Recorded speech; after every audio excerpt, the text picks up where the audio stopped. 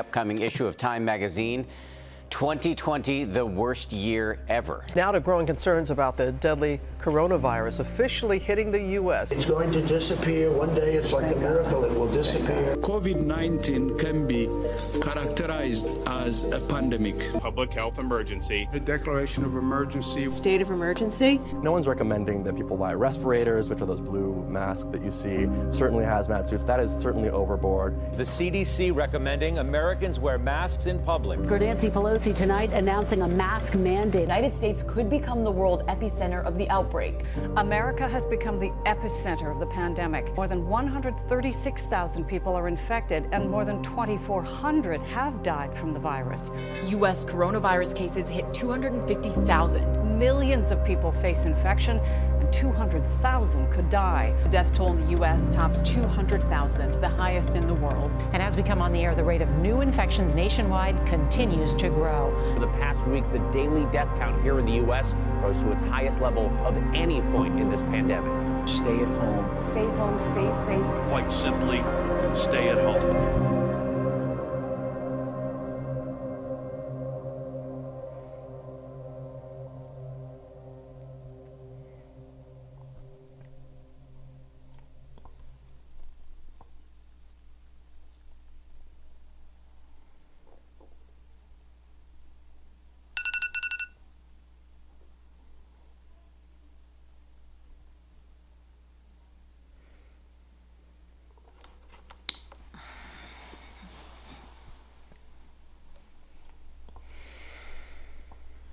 So could you just go ahead and run us through what your typical day would look like for online classes?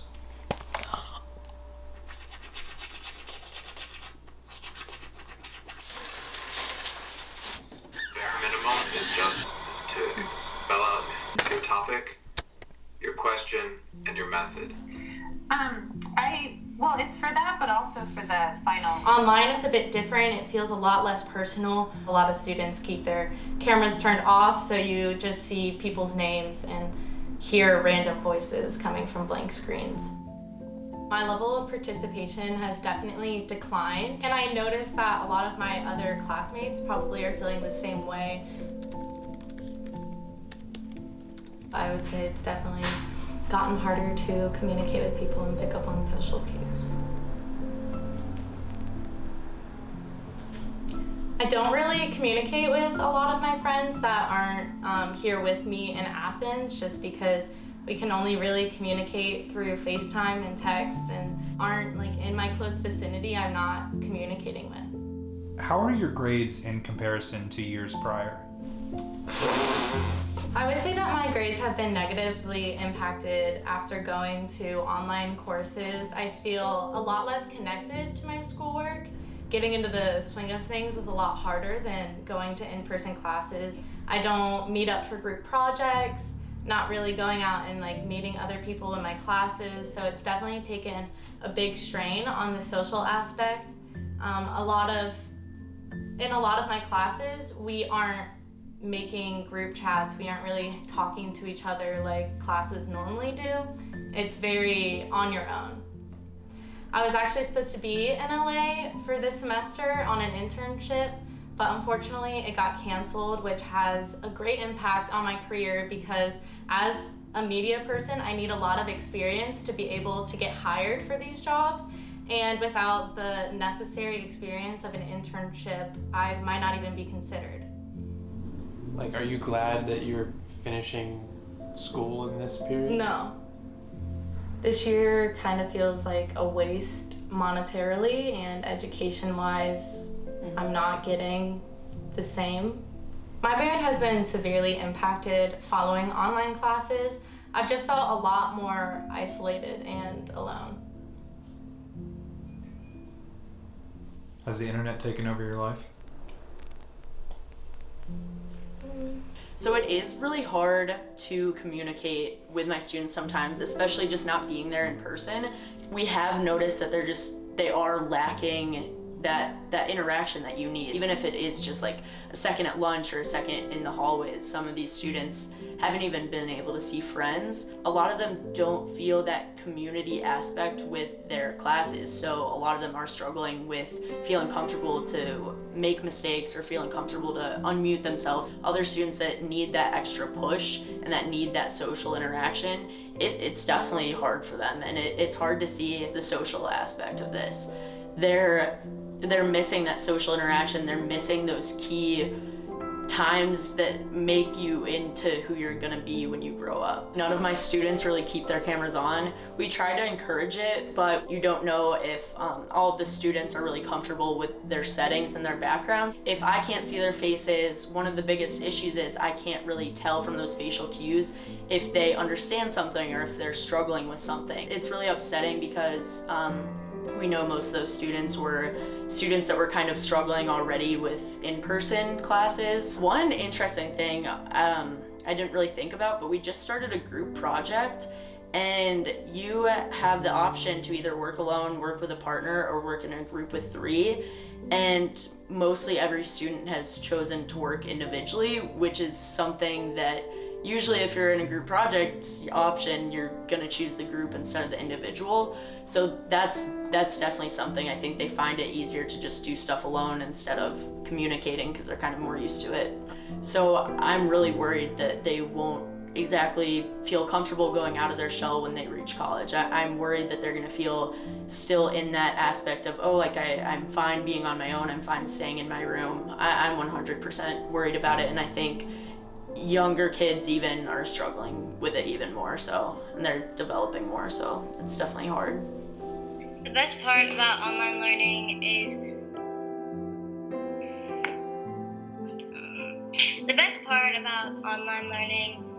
would be how I can't think of anything.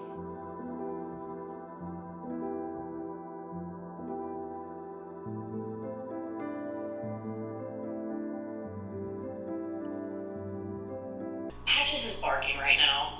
Can you repeat the question? Different. I think we. Sorry, Sam. I'm on. What was the question? Okay, sorry. What does your typical day look like? The worst thing about being Robert!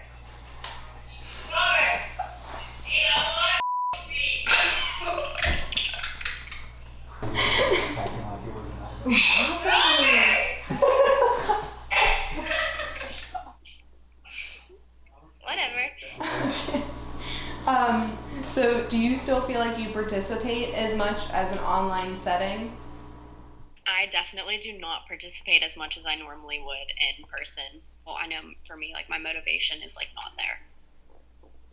Because like I'm not in person to like interact with people, so I feel less obligated to answer questions. I kind of just rely on other peers to do that. I definitely do not participate as much because I just never want to. That's not a good enough answer. Some clubs I'm in, we are barely able to do anything or have any fundraising because of the online and just because of COVID in general. And I'm also a freshman, so all the clubs that I like have been wanting to join aren't really happening. I guess during the bulk of quarantine, right, when we're all like locked in and everyone was freaking out, how much did you communicate with your friends during that, and how much do you communicate with them now? I communicated with my friends a lot during quarantine. I would say that was all how we kind of got through it, is by talking to each other and calling each other. And I'm obviously really lucky because one of my best friends is my next door neighbor, and my other best friends live right down the street from me. So I had it pretty good during quarantine because I could still see them from a distance. Communicating with my friends during quarantine was not as bad as I thought it would be because they live on the same street as me, so we would go and take walks and everything. So I wouldn't say it has changed that much, but the people I do talk to, like just in school, I really don't get to talk to them anymore. And I think we definitely all appreciated our friendships a lot more and said, like, you know, I love you, like, every time we like left each other, because you saw how unpredictable things were and how things can be taken so easily. So I think we definitely cherished each other a lot more after. My mental health before the pandemic was already pretty bad, so whenever it did hit, it did not help it at all, and especially not being able to see anybody. So it was definitely a struggle trying to balance that in school and seeing some people but not being able to see others and family members. Just the struggles we've all had to go through. No, you don't want to see anybody have to go through that, your family members, your friends, and just people in general. So that's been difficult to see, but yeah. The president and other top officials making the case that school reopening should be a priority, both for the mental health and the academic well-being of students, as well as for the economic health of the country. We want to reopen the schools. Everybody wants it. The moms want it. The dads want it. We're very much going to put pressure on governors and everybody else to open the schools. CDC encourages all schools to do what they need to reopen. It was a bit different at first compared to being in person with them starting the school year day one, because it's hard to teach even the little kids and the older kids how to read through a computer. So there is definitely a big disconnect, and our kids lost a lot of learning throughout this pandemic and being virtual. When you did teach virtually, did your students, were they required to have their cameras on, or did they turn them off? Do you feel like they participated as much as they did in a classroom setting? I required them to keep their camera on so that they could see me and I could see them. As far as participation, that kind of was horrible, so to say, because they didn't participate when I was teaching, like reading or math or whatever it was. And then as far as them even joining Zoom was difficult. Like some days I might only had, out of 15 total kids, I might only had like 4. So do you feel like it's a distraction, like with kids seeing what's going on other people's cameras and everything? So it was a distraction to try to get them involved in the class and participate and everything else. Okay. And did you see generally just a increase or decrease in grades? Big decrease. And are most kids within your district, from what you can tell, eager to get back to in-person? Yeah. Like my kids were so excited to come back Monday morning, came running down the hall. Do you feel safe as a teacher teaching in this time? Part yes and part no. Like since I do teach the little kids and it's a struggle for them to keep their mask or their shield on, I don't feel safe. And I do try to keep my distance, but it's hard with the little ones, and like they still need help. Like some of them need help like buttoning coats and tying shoes and things like that. So was there a big push in your district to be in person? We really didn't get an option. Our superintendent didn't really consider the teachers' opinions or even the community's opinions. It was more just, this is what we're doing and you better go along with it. Yeah, there are still a lot of parents in our district that opted for cyber. I feel personally that there will be a disconnect. A lot of our kids lose that personalization between even myself and the students and interactions between each other. Hopefully it stays good and positive throughout the rest of the year, but who knows, we could be shut down again. There's like typical first year teaching overwhelmed, I feel like, and then there's doing your first year of teaching in the middle of COVID. Do you feel safe, like as a teacher right now? Not overly. It is a scary situation to be in. You don't know what families or the students themselves are doing outside of school. You can only limit exposure for the 7 hours a day that you're seeing them.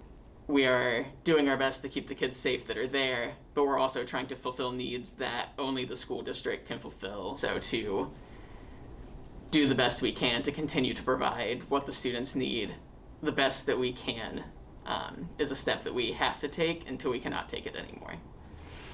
A social life is just as much a need as anything else for them right now. Some parents are more strict than others and won't let them go see their friends because with all of this. So school may be the only place that they are getting to talk to their friends and anything that isn't just a text or a phone call. I think they are still adjusting on what that feels like again, especially for students crossing from 8th grade to high school. They're kind of adjusting on the fly. All of the last month or so of classes where you would typically try to prep them for the next step happened online. The younger teachers are more equipped to use the technology that we are kind of being forced into using right now, where the teachers that have been at this for 20 years are kind of slower to pick it up just because they haven't been raised with technology. Like, this stuff didn't even exist until within the past 5 years. So veteran teachers are trying their best to keep up. Even parents don't know how to use the things that we're asking their kids to. I have kids that are doing really well, and I know it's because their parents are very involved. But I also know that I have high schoolers that are going home and cooking for their younger sister and making sure that they get their work done, and so they don't have time for their own. The ones that will show up are the ones that probably have a better home life because they can and they don't have to worry about the other stuff. So do you feel like your communication with the students and more specifically the parents has changed? Oh, absolutely. I am far from being as connected to my students as I want to be. And that disconnect, I think, is what wears at me more than anything else. It's been really tricky and kind of disheartening. We have less of a chance to get face-to-face with the students themselves, and almost even less of an opportunity to get face-to-face with parents. Parent contact is more urgent now than ever, but also a little more scarce to make happen now than ever. This is the time where parent involvement needs to be at an all-time high, and it seems to be at an all-time low.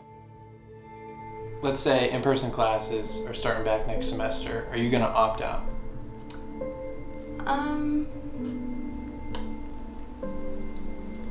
If everything's under control by then, I'd be perfectly happy going to in-person classes again, but with the way that things are right now, I would not feel comfortable going back to in-person classes.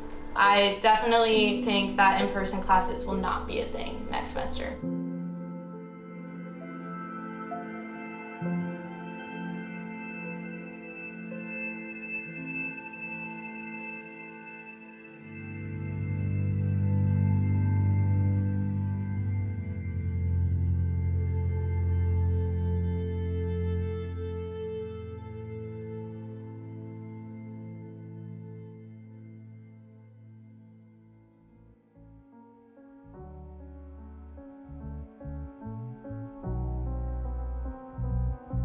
What would you say is your average screen time throughout the day?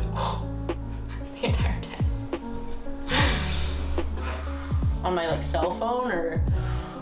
Ooh, average screen time for a day, probably a scary amount. How's your guys' screen time? How much time do you spend? My screen time has gone up an insane amount. I definitely go on my phone a lot. How often do you guys go outside right now? I definitely do not go outside a lot anymore. In the beginning, I literally just told you to. Oh. My grades this year, I would say, are better. Okay, hold on. I was gonna say because I cheat, but I can't really say that. I was gonna say that too, but I feel like that's on everything. I mean, you're not wrong.